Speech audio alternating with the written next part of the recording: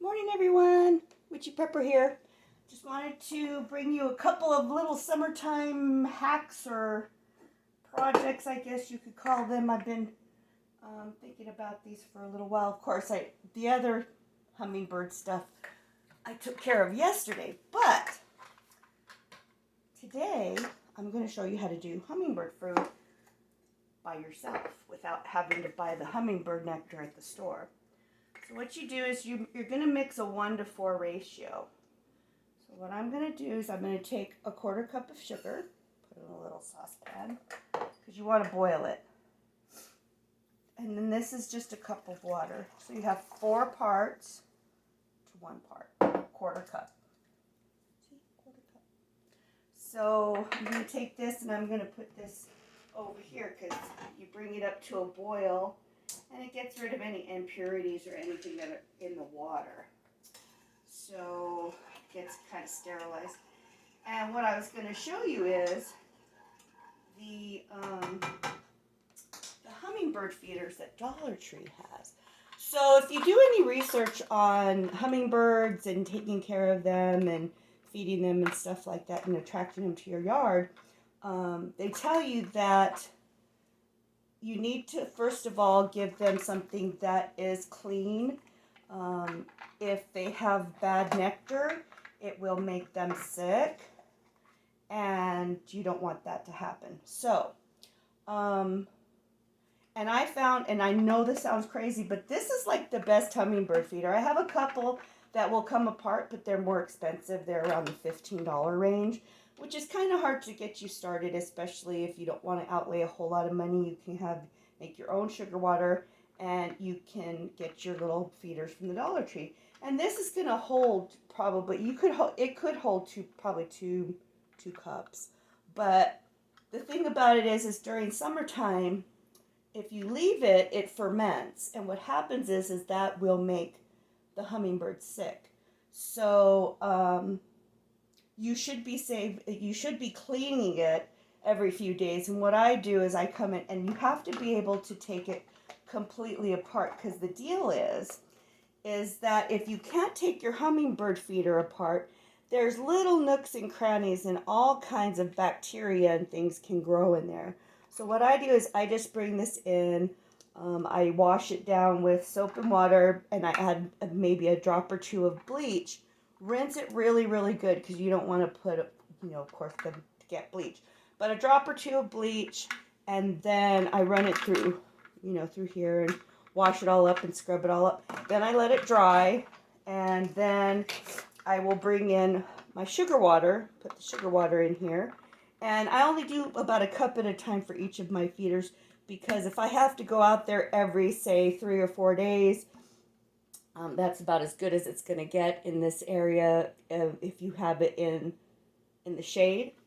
So, and I really found that this is one of the better bird feeders, surprisingly, for $1 at the Dollar Tree. So, you just pop that back together. See how it pops? Oops. Pops together. This screws right on. And this actually holds the lid on, so which is kind of cool.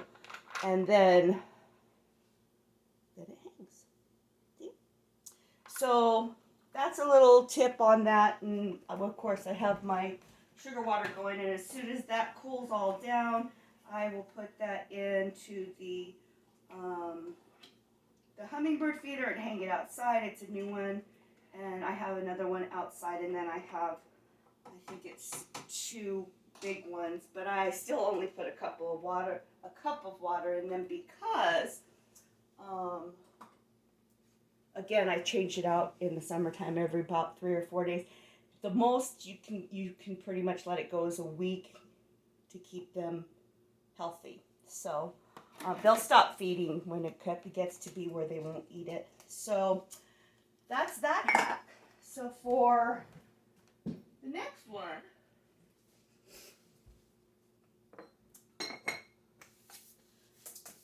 something that, and actually I was going to do it last summer, but I didn't get around to it soon enough. So I had put out, because of course this is just one of the garden stakes from These ones I got, I think, at Dollar General, but they have the same ones at Dollar Tree. So, and you pull your little stake out, and then you put it in the bottom, and then you can stake these into the ground, and it's $1. So, which is great, and they're not bad. They last probably a couple of years. It just depends. But I wanted to do something a little different because I'm all about pretty. So what I did was I got these. See? Little Dollar Tree light. So you pop these off the top. I'm going to save these, and I might use them for something else, like if I do like a garden, something that I can put in the garden, like a sign or something like that.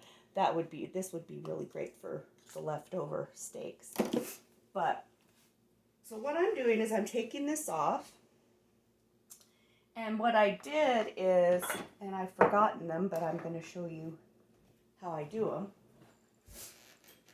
If you can see, I have the gemstones in here, and I use a half a bag in each one. So, and then I have my little Dollar Tree light. It's going to go, and it fits right in there. There's many, many containers at Dollar Tree that will fit the solar light top. Lots of different candle holders and drink tops and jars, and I just thought this was really pretty because it's jewel tone and it's pretty. And when you put the gemstones in the bottom, what happens is that the light, which wouldn't normally be very bright, it shines off the gemstones and gives you a little bit more light. So these are going to go out in our garden, and also the gems give it some weight. And all I did is I took the jar, and right around the edge here, right all along the inside, I put a bead of hot glue. And then when I did that, then I put my gems in first, and then I do the hot glue, and then I just pop that right in there.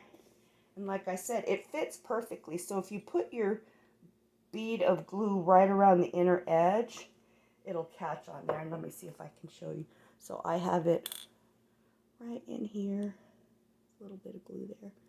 And so that kind of seals it, because you don't want to get a whole lot of water in there. Like if you get a lot of rain in your area, you could even, oops, sorry about that, folks. You could even put a bead around the very edge here to seal it. Because when you're ready and you need to change out the batteries, or you have to put a new solar light or whatever, you pop that out, and it'll come out with the,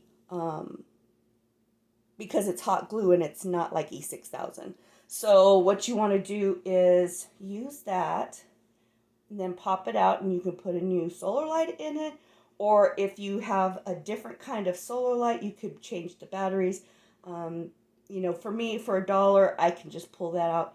And then when you clean it, what you can do is any kind of glass will clean with white vinegar. So, you know, because it will get, it's going to get dusty, and it's going to get, you know, so there's probably going to be a little bit of water seepage. So you just put that vinegar in there, and you could even leave the gems in there, and that will give you some friction. You can clean that up, let that soak for a little bit, wash out your gems. You can put a new solar light next year if it needs it. If not, then, you know, just bring them in for the winter if you don't want to leave them out there. But I have one that I made last year, and I made it with a jar from Dollar Tree, and it actually was one of those Easter drinking cups, and it's still working. So that's pretty nifty. So I'm going to put these out there. I'm going to, and then when I get ready to, I will be sharing the photo of what it looks like at night on my Witches Who Fly Lady Facebook page, which the link is in the description box below. I can also link a video. I think I'm going to go ahead and link a video of one of another DIYer that I really like, and I think it's called, is it Chick on the Cheap? Maybe. Anyway, she tells you like pretty much every single container at Dollar Tree that will take a solar light. So I hope you liked my 2 little summertime hacks. So it's part of my spring cleaning series, getting ready the yard ready for you know, barbecues with my husband and my family, and yeah, just to enjoy our yard and make it pretty while we're sitting out there in the evening or at nighttime and enjoying our outdoor space. So I hope you enjoyed everything, and I thank you for watching Wytchy Prepper.